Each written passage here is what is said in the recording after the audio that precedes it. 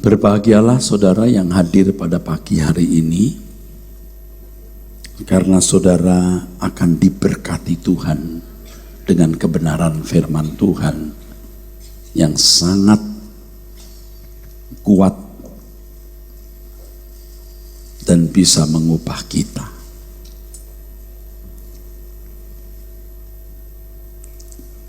Di dalam Mazmur pasal 62, kita menemukan ayat di dalam Mazmur yang sama itu. Kita menemukan ayat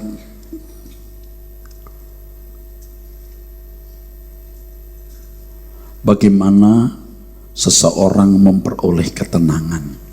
Mazmur 62 ayat 1 dan ayat yang ke 5-6.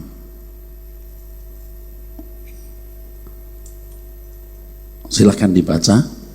Mazmur 62 ayat 1. Untuk pemimpin biduan menurut Yedutun Mazmur Daud. Hanya dekat Allah saja aku tenang, daripadanya lah keselamatanku. Ayat 5. Hanya pada Allah saja kiranya aku tenang, sebab daripadanya lah harapanku. Saudaraku sekalian, kita harus kembali merumuskan apa yang dimaksud dengan ketenangan itu.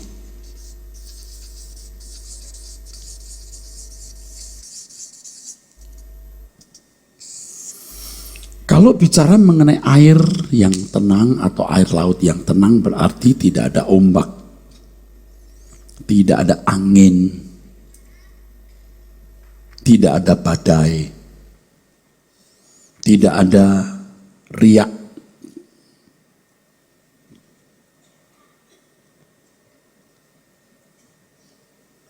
Bicara mengenai keadaan yang tenang, situasi yang tenang, dipahami sebagai tidak ada suara bising, tidak ada kegaduhan, atau juga bisa berarti senyap. Nah, kalau bicara mengenai jiwa yang tenang, apakah paralel juga atau sama dengan keadaan laut yang tidak bergelombang, tidak ada badai, tidak ada ombak? Apakah sama dengan perspektif bidang, perspektif fisik yang namanya tenang, tidak ada kegaduhan, saudaraku? Tentu saja tidak. Bicara mengenai ketenangan jiwa, saudaraku, itu berbeda dengan ketenangan air laut. Berbeda dengan situasi bidang atau ruangan.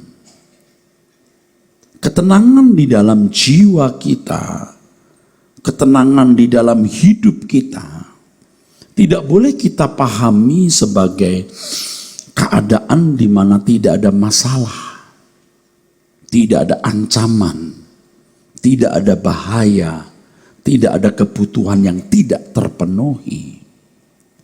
Sebab kalau bicara mengenai ketenangan berarti tidak ada masalah, tidak ada ancaman, tidak ada bahaya, tidak ada kebutuhan yang tak terpenuhi. Seseorang akan menjadi sangat rapuh dalam hidup ini, akan mengalami stres, dan bukan tidak mungkin bisa depresi, bahkan gila. Sebab dunia di mana kita hidup hari ini bukan dunia yang dirancang Tuhan. Ini bukan dunia rancangan Tuhan. Memang pada mulanya Allah merancang bumi ini atau dunia ini, tapi bukan dunia dalam kondisi seperti ini, saudaraku. Yang banyak ancaman, dan yang ancaman-ancaman itu sungguh-sungguh membahayakan, bisa merusak dan menghancurkan tatanan hidup. Tatanan hidup artinya bagaimana seseorang hidup normal, ya saudaraku. Jadi tidak normal. Karena dunia telah berkeadaan sebagai terhukum, maka tidak ada yang normal.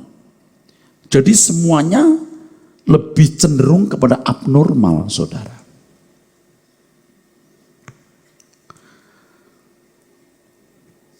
Ini harus diingat bahwa dunia yang sekarang kita huni ini bukanlah dunia yang ideal. Bukan dunia yang sesuai dengan rancangan Allah. Bukan dunia yang sesuai dengan keinginan Tuhan. Ini dunia yang sudah jatuh. Jadi bicara mengenai ketenangan, kita tidak boleh memahaminya secara dangkal, secara miskin, bahkan keliru atau sesat. Sebab kalau kita memahami ketenangan berarti keadaan tidak ada bahaya, tidak ada ancaman,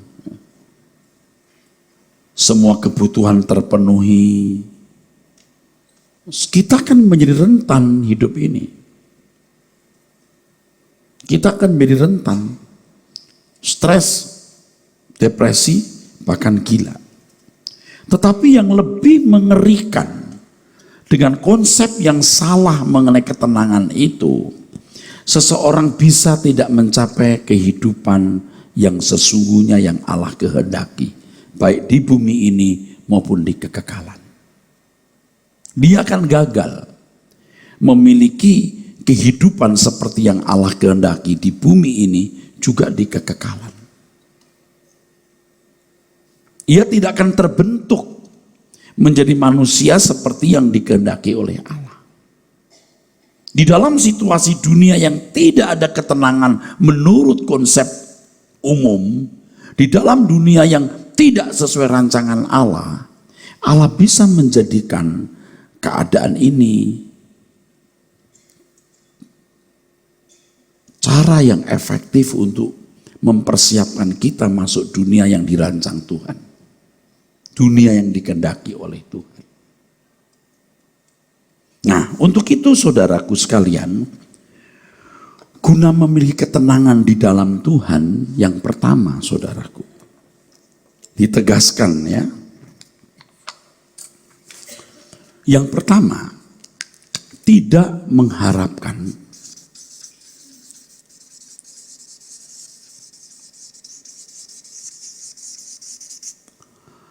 keadaan tidak bermasalah.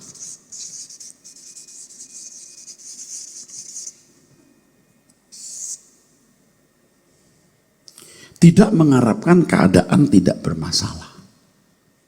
Tidak mengharapkan keadaan setenang air laut. Setenang tempat di mana tidak ada kegaduhan. Jangan berharap begitu. Selama kita masih berharap demikian, kita tidak akan pernah merasa tenang, saudara. Tidak akan pernah. Jadi kalau sekarang ini kita dalam situasi menghadapi keadaan yang bermasalah, di mana kita memiliki kebutuhan yang belum terpenuhi, kebutuhan yang belum terpenuhi,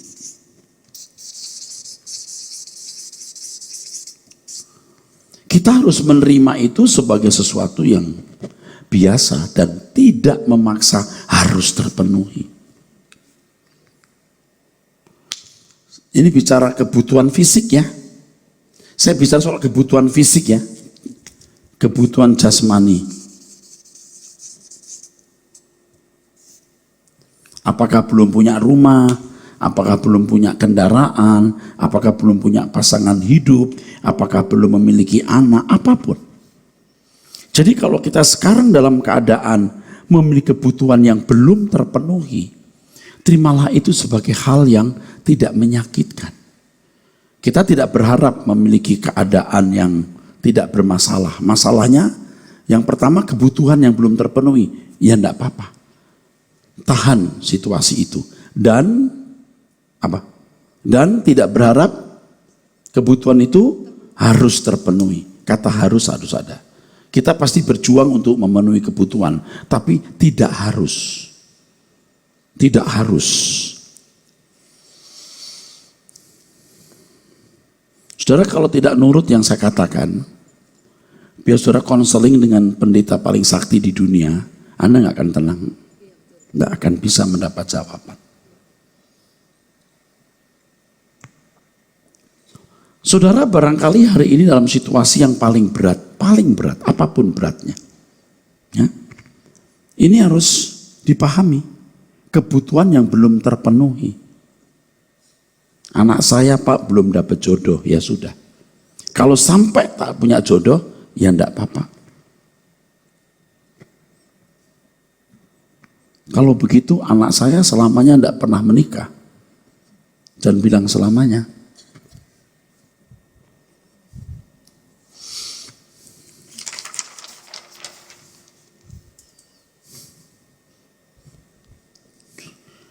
Kalau saudara ada ancaman, sekarang ada ancaman atau bahaya, apapun bentuknya,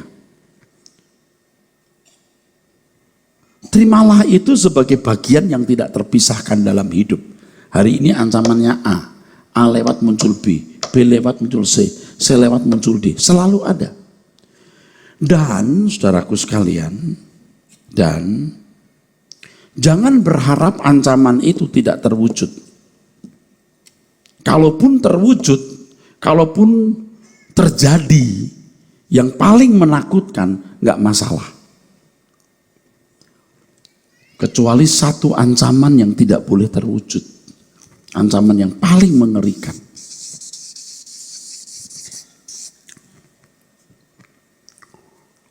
Ancaman yang lain, jatuh miskin, rumah disita, apapun. Kecuali satu, jangan sampai masuk neraka. Jangan sampai ditolak oleh Allah. Saya sudah katakan tadi, saudara yang hadir ini beruntung, bersyukur. Tapi kalau saudara cuma mendengar, tidak mau nurut, Anda tidak akan berubah. Tidak akan pernah menjadi wanita yang kokoh.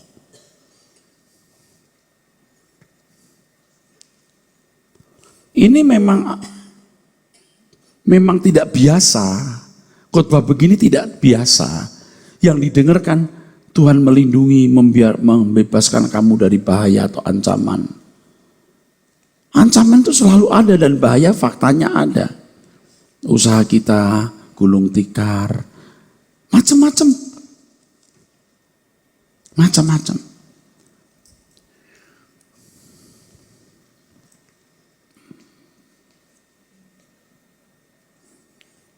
Kalau hari ini ada ancaman, terimalah ancaman itu sebagai bagian yang tidak terpisahkan. Hadapi dengan tanggung jawab. Dan apapun hasil akhirnya atau kejadian akhirnya, terimalah. Mengapa kita berani berkata begitu, saudara? Sebab tidak ada sesuatu di luar kontrol dan kendali Tuhan. Tidak ada. Tidak ada sesuatu yang terjadi di luar tatanan Allah. Kalau memang kita harus menuai hasil taburan kita, siapa yang bisa menghalanginya, saudara? Memang harus dituai. Saudara tidak bisa melawan tatanan Tuhan, saudaraku. Kalau seseorang dulu boros, sekarang jatuh miskin, kalau dulu malas, sekarang tidak cukup uang, ya terimalah itu. Satu hal yang saya pastikan, Tuhan tidak akan menempatkan saudara di tempat di mana rohanimu tidak bisa bertumbuh. Tidak mungkin. Yang ada adalah Tuhan akan selalu menempatkan saudara di tempat di mana kedewasaan rohani kita bertumbuh. Jadi di situasi bagaimanapun atau apapun, tidak mungkin situasi itu membuat pertumbuhan rohani kita stagnan, berhenti, stop atau mati. Tidak mungkin. Sehingga kita bisa menerima apapun yang terjadi, yang penting tidak membuat pertumbuhan rohaniku mati. Itu yang terpenting, saudaraku.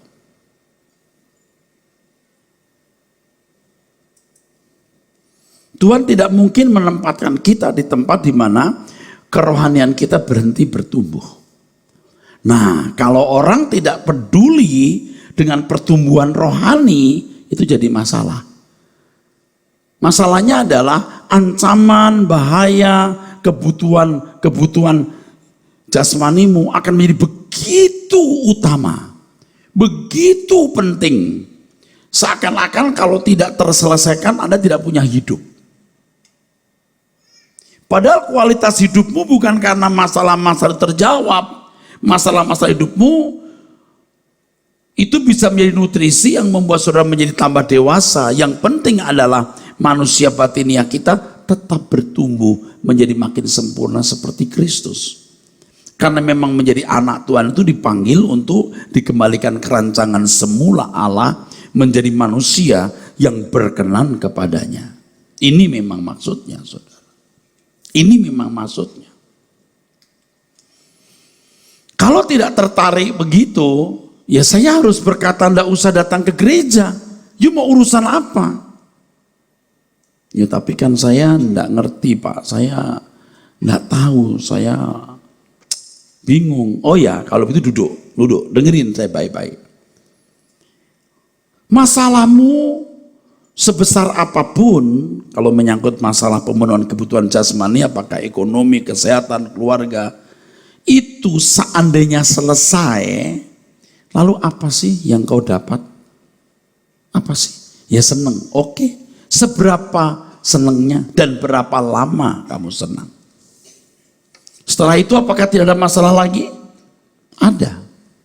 Saya tidak mengatakan senang kalau Anda punya masalah ya. Sebaiknya sih sebenarnya anak Tuhan tidak perlu terganggu oleh masalah sehingga tidak bisa melayani Tuhan. Menolong sesama yang dalam kesulitan itu loh. Nah semua kita kan dulu juga belum mengerti kebenaran ini saudaraku. Ya, kita seperti mujair yang jatuh ke darat, klepak, bergerak terus. Tapi sekarang setelah kita mengerti kebenaran, kita kan lebih tenang.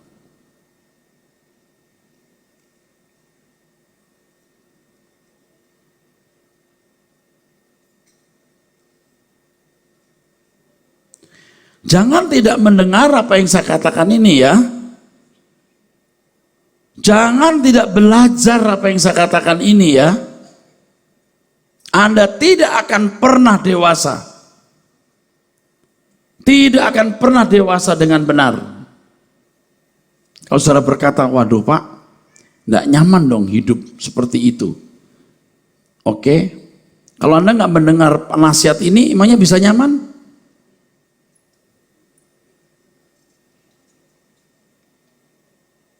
Kalau kebahagiaan, ketenanganmu ditentukan oleh materi, tidak punya masalah, tidak punya problem, Tuhan tidak adil. Kenapa?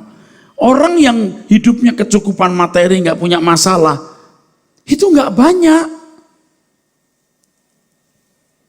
Rata-rata juga bermasalah, terutama masalah ekonomi. Nanti saya akan bicara yang kedua, saudaraku. Bagaimana memiliki ketenangan jika engkau tidak memiliki keinginan. Keinginanmu itu hanya bagaimana berkenan di hadapan Tuhan. Sehingga mau pakai baju warna apa, model apa, sepatu apa, udah nggak masalah. Yang membuat engkau tidak tenang itu kan banyak keinginan, itu nanti. Nanti kita belajar dari Matius 11 ya. Sekarang belum, saya bicara dulu di sini. Saudara sudah salah asuh selama bertahun-tahun. Termasuk saya ini, saudaraku.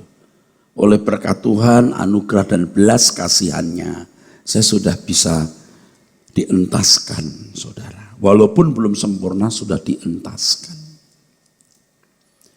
Kalau tidak dientaskan, saya jadi pendeta itu cuman bawa angin surga palsu. Oh, Tuhan memberkati, melindungi, apapun masalahmu, Tuhan akan tolong. Loh, emangnya Tuhan seperti Gunung Kawi yang selalu mengabulkan apa yang menjadi keinginan kita dan membahagiakan manusia sesuai dengan seleranya? Kan salah. Kita dipanggil Tuhan secara khusus ini kan dipanggil untuk menjadi umat Allah yang terpilih, menjadi manusia yang agung dalam batiniahnya, menjadi wanita-wanita yang cantik di dalam batiniahnya, pria-pria yang agung di dalam batiniahnya. Saudara akan merdeka, saudaraku, di sini.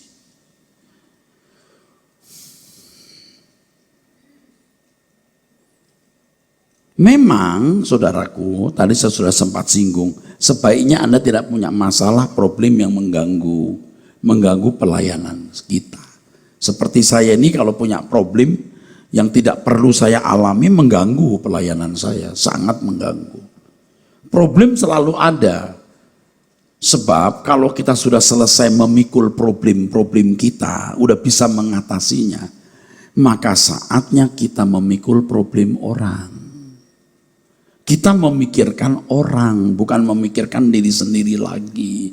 Memikirkan orang itu pasti bukan ekonominya saja atau kesehatannya, itu masalah minor, keselamatan jiwanya. Itu yang membuat kita itu gelisah. Banyak orang sedang menuju api kekal. Ayo kita ke surga. Saya tidak bisa baca, Om. Ayo kita bikin sekolah. Belajar membaca. Saya masih berat, Om, masalah ini. Ekonomi. Ayo, you bisa belajar dagang apa. Gereja ikut membantu mestinya. Jangan cuma ke surga. Dia nggak makan, lapar juga. Tetapi dari semua yang kita lakukan, tujuannya hanya mendewasakan, menjadikan setiap orang anak-anak Allah yang layak masuk ke dalam rumah Bapa, menjadi anggota keluarga kerajaan. Makanya saudara-saudara sekalian, kalau bisa bertumbuh dengan benar, Tuhan tidak akan memberikan masalah lagi yang mengganggu pelayanan. Tapi kalau watakmu masih buruk, ya diproses. Diproses, karena kalau menjadi konselor dirinya sendiri bermasalah, gimana mau jadi konselor? Bagaimana membimbing orang?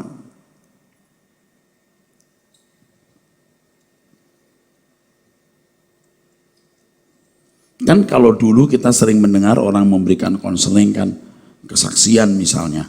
Oh, dulu juga saya punya masalah begini, Bu. Saya berdoa, Tuhan tolong selesai.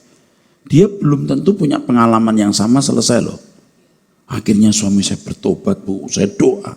Suami dia belum tentu bertobat loh, malah kawin lagi loh. Kok beda?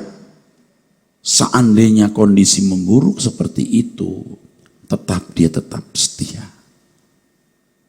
Dulu ekonomi saya, Bu, berantakan. Setelah saya ke gereja, wah, Tuhan pulihkan. Ibu percaya kalau ke gereja Tuhan pulihkan ekonominya. Mungkin ekonominya nggak dipulihkan, tapi untuk miskin nggak makan tidak mungkin.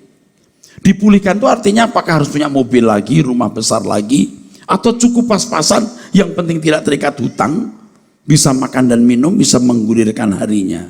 Itu kan. Tidak harus, oh dulu saya dipulihkan, Bu, dulu mobil saya cuma 1, sekarang 6. Dulu saya punya rumah itu di Tanah Abang Bukit, waduh kebanjiran terus. Sekarang, wah saya punya rumah di Gading Villa. Apakah semua harus begitu? Kan tidak, saudaraku.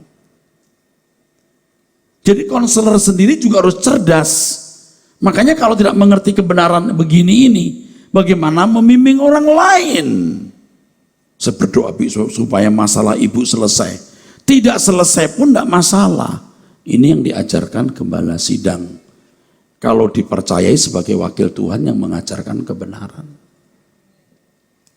Kalau jujur ya, banyak di antara saudara hari ini hidupnya masih cacat. Entah cacat ekonomi, cacat masa lalu, cacat keluarga. Enggak masalah. Yang penting Anda tidak dalam situasi di mana rohanimu tidak bertumbuh. Kalau kita bisa menangani semua masalah dan tidak membuat masalah, kita jadi berkat, saudaraku. Kita bisa membimbing orang lain kepada segala kebenaran.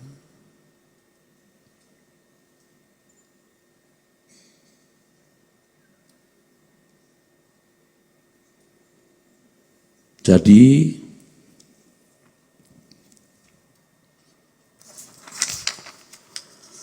tahu ketenangan bukan berarti keadaan tidak bermasalah, maka jangan berharap keadaan tidak bermasalah. Jangan berharap kebutuhan selalu terpenuhi. Jangan berharap ancaman tidak terwujud. Yang penting tidak masuk neraka. Luar biasa kan? Oke. Yang kedua, saudaraku, mematikan keinginan, memadamkan keinginan.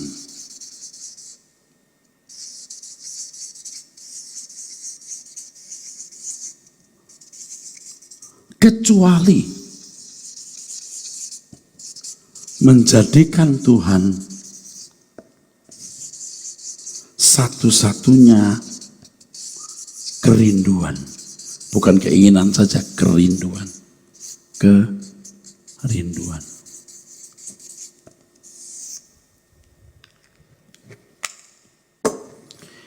Saudara mendewakan suami, tunggu kau kecewa. Engkau mendewakan seseorang, tunggu engkau kecewa. Enggak boleh ya Pak ya, kita mencintai suami. Oh, harus mendewakan, yang enggak boleh. Semua harapan kita kepada seseorang tidak boleh 100%. Harus didiskon. Tapi bahasa yang paling tepat, tidak ada yang kita harapkan bisa membahagiakan kita kecuali Tuhan. Itu yang paling benar.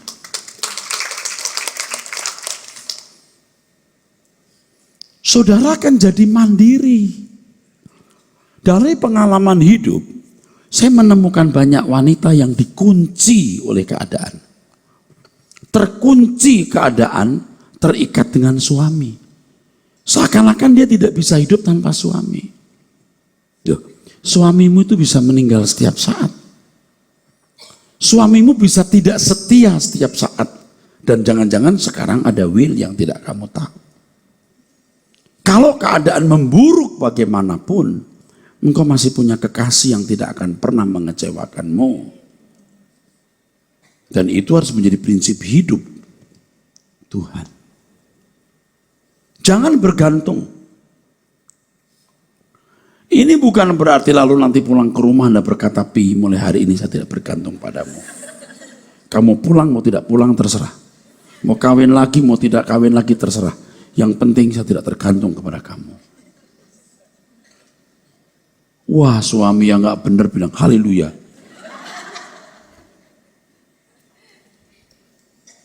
Bukan itu maksudnya, saudaraku. Dari pengalaman sebagai gembala jemaat dan bergaul dengan ribuan orang, bukan ratusan. Saya sudah ketemu wanita-wanita yang begitu bergantung pada suami. Waktu suami meninggal, nyawanya pun terasa putus. Dan untuk memulihkan jiwanya perlu berbulan-bulan. Dan ketika suaminya meninggal, lampu hidupnya redup. Redup. Dan untuk memulihkannya perlu waktu lama. Ini yang buruk. Saya tidak mengharapkan suamimu meninggal loh. Jangan, waduh Pak Elas khotbah begitu. Supaya suami saya cepat-cepat meninggal dan saya terbukti redup atau tidak. Oh bukan. Bagaimanapun akan kejadian kok itu. Memadamkan keinginan, saudara, kecuali Tuhan jadi kerinduan. Kita Kita tidak akan tenang selama merasa memiliki kebutuhan yang tidak terpenuhi. Atau kalimat yang lain untuk hal ini. Kita tidak memiliki kesenangan yang belum terpuaskan atau jiwa yang belum terpuaskan. Ini semua ada irisannya dari yang pertama, kedua, dan yang ketiga. Tiga ini. Paling tidak tiga dulu. Coba kita lihat Injil Matius 11 ayat 28-29 saudara. Kalau bisa ikuti ini kokoh. Saya belum sempurna. Saya juga belum. Jurus ini belum saya kuasai dengan bagus. Ibarat jurus ginkang. Ginkang saya belum tinggi saudaraku. Tapi udah lumayan lah bisa lompat-lompat lah. Daripada tergeletak, ya kan. Masih lumayan. Matius pasal 11 ayat 28. Marilah kepadaku semua yang letih lesu dan berbeban berat. Aku akan memberi kelegaan kepadamu. Kelegaan di sini anapauso, perhentian. Ku ajar kamu berhenti. Kamu capek. Kamu letih lesu dan beban berat karena kamu tidak pernah berhenti. Saya tua begini saudaraku. Ya belum tua sekali sih. Tapi melayani Tuhan sudah sekian lama berarti lebih tua dari kebanyakan orang. Karena saya sudah melayani 35 tahun lebih. Saya baru merasakan perhentian itu tahun-tahun belakangan ini. Berhenti. Tidak ada ambisi. Baru merasa tenangnya saudara. Dan ke belakang ini makin saudaraku. Makin berlabuh. Udah Tuhan, aku berlabuh di sini saja. Oke, terus. Pikulah kuk yang kupasang dan belajarlah padaku. Harus kulatih dulu. Kuk itu kan kalau lembu dikasih kuk supaya bisa diarahkan. Kuda dikasih kekang supaya diarahkan. Ya. Kuda liar tidak bisa ditunggangi kalau belum dijinakkan. Harus dikasih kuk. Kita belum jinak. Ciri orang yang belum jinak pengen tahu? Saya kasih tahu ya. 2 kata saja. Banyak maunya. Oke? Banyak maunya. Itu liar. Terus? Karena aku lemah lembut dan rendah hati, dan jiwamu akan mendapat ketenangan. Iya. Kamu nurut aku, kamu tenang. Tapi kalau kamu ngikutin maumu sendiri, kamu gak tenang, kamu capek. Nah, terus terang dewasa ini dengan banyaknya iklan, gaya hidup modern, banyak wanita liar. Kata liar apa tadi? Banyak maunya. Banyak maunya.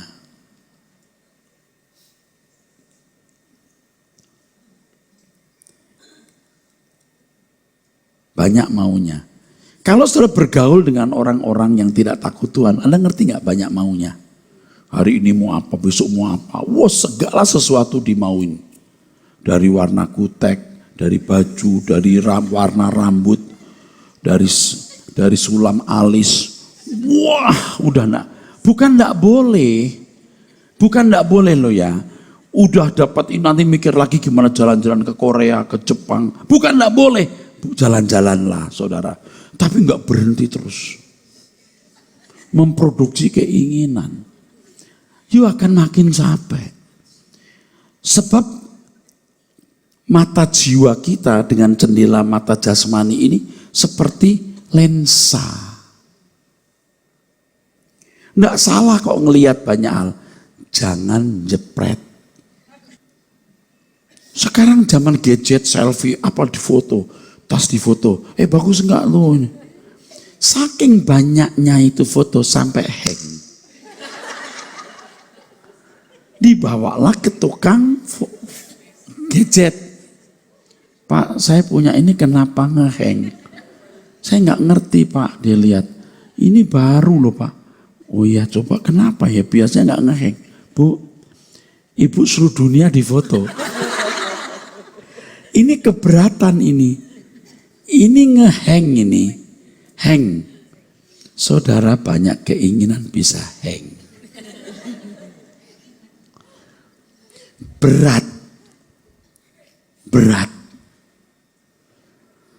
Sudah begitu fotonya pakai resolusi yang paling tinggi. Udah. Kan tidak semua di resolusi tinggi kan ya. Kalau gado-gado sih resolusinya rendah. Tapi kalau tas berlian tinggi resolusinya. Ngeheng.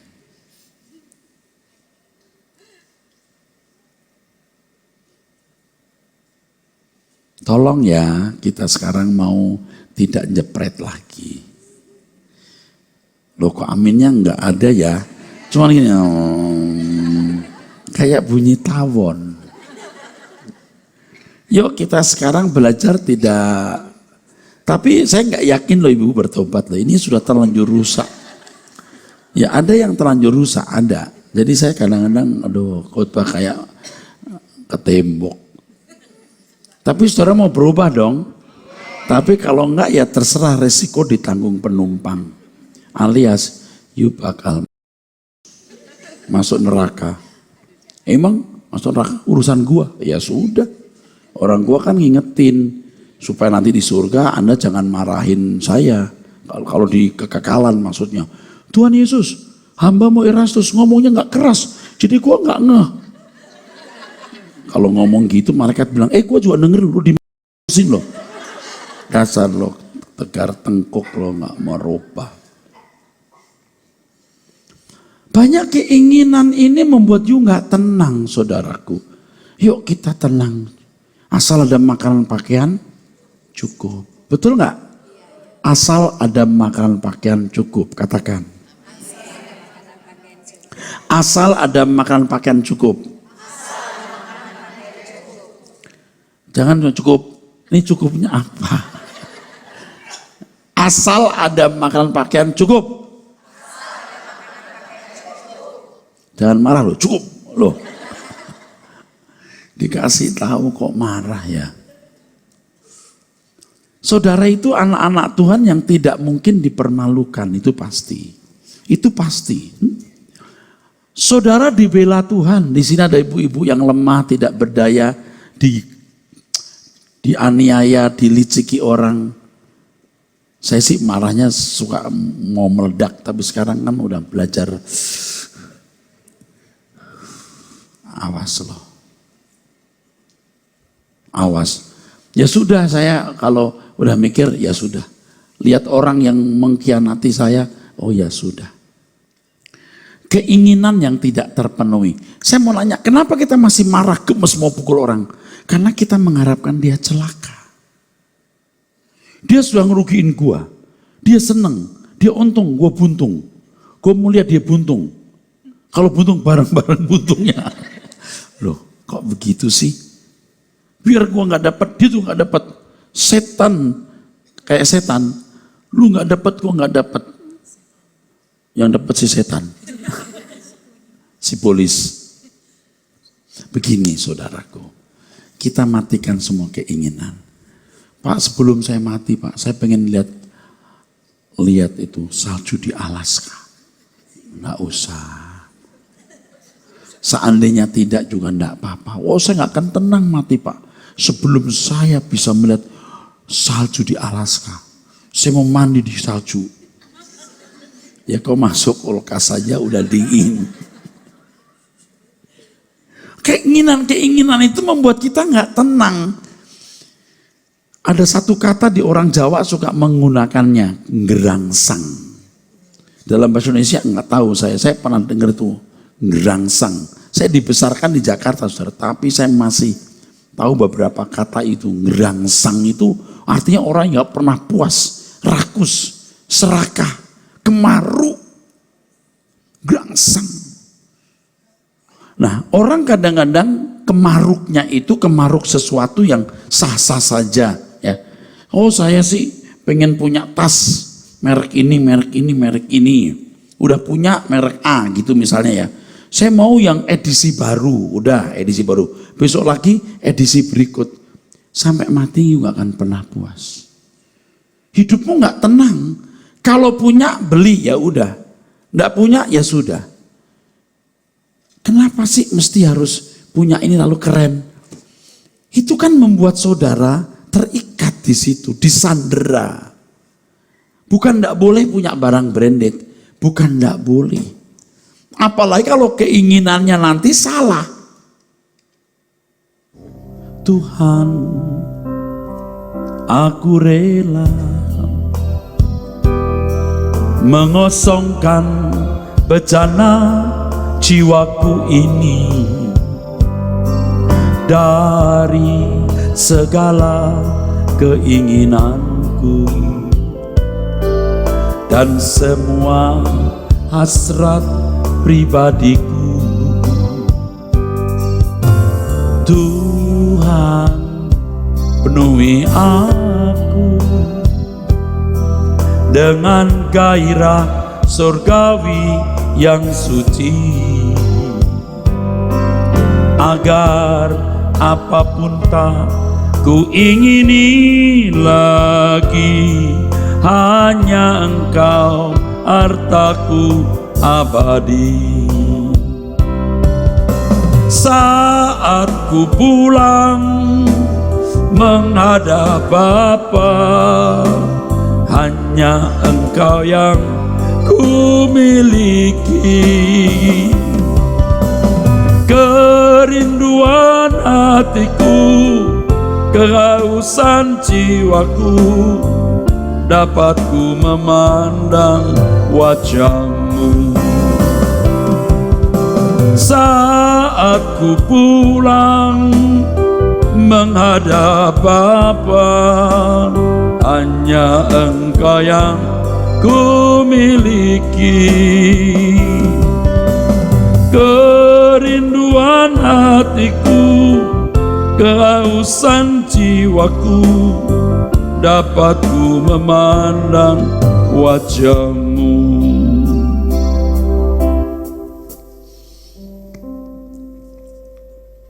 Saya senang dengan ibu-ibu yang saya lihat setia sekali mencari Tuhan. Kebaktian umum di PA Suara Kebenaran WBI, ini kebaktian seperti ini. Ya, ini sekarang bukan pria atau wanita lagi, saudara. Yang penting saudara menurut, dengar-dengaran terhadap firman Tuhan dan bisa diselamatkan. Amin. Jangan tidak nurut. Saudara betul-betul mau diselamatkan. Amin. Dan ini tulus. Bukan karena saya gembala sidang supaya di Rehoboth ada kebaktian khusus wanita, jadi kita bikin WBI. Tolong deh, jangan mikir begitu lagi. Setiap bulan sekali kita pertemuan seperti ini dan saya sendiri sebagai pembicara. Itu satu kesempatan yang luar biasa. Saya sering berpikir, setiap kali mau khotbah atau kadang-kadang saya berpikir bahwa ini khotbah saya yang terakhir. Jadi saya serius mengajak saudara masuk kerajaan surga. Nggak seberapa senang di dunia ini, bahkan semu, saudaraku. Tadi waktu saya persiapan khotbah atau waktu saya memikirkan mau khotbah ini hari, saya terngiang lagu ini. Tiada yang ku nanti lagi, apapun di bumi ini, rindu hatiku pulang ke sana. Di sisa hari-hariku berbuah-buah bagimu, tanda cinta dan kerinduan. Nah, yang ketiga, bagaimana membeli ketenangan, memancangkan pada satu target atau menetapkan hanya satu target. Filipi 3 ayat 13-14. Dari 12, 13, 14 mungkin. Bukan seolah-olah aku telah memperoleh hal ini atau telah sempurna, melainkan aku mengejarnya kalau-kalau aku dapat juga menangkapnya. Karena aku pun telah ditangkap oleh Kristus Yesus. Dia menangkap aku untuk membawa aku ke satu tujuan. Jadi sekarang saya ditangkap, ini kira-kira. Kemana kamu? Kan banyak inginnya kan? Sini, sini. Sono. Nah, itu maksudnya. Nangkap, teruskan. Saudara-saudara, Aku sendiri tidak menganggap bahwa aku telah menangkapnya, tetapi ini yang kulakukan.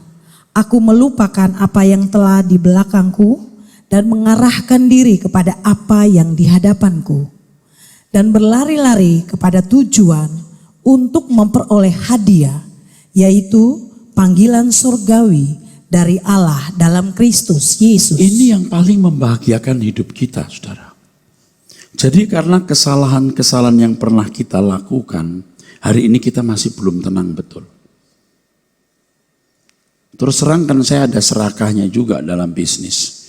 Artinya begini, kan dengan kesombongannya saudara, aku mau bantu gereja. Aku gak mau makan uang gereja, aku mau punya uang juga. Kalau aku membantu gereja dengan jumlah besar, lihat ada kebanggaan. Itu kesombongan. Satu sisi bagus, sisi yang lain ada kesombongan. You belum bantu sampai M, aku udah ber-MM. Oh, kesombongan. Tahu maksudnya? Jadi saya berani invest dalam jumlah yang besar juga.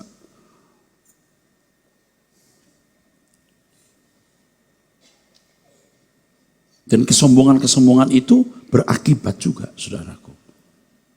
Mengerti maksudnya? Dulu kita kurang sabar menghadapi orang.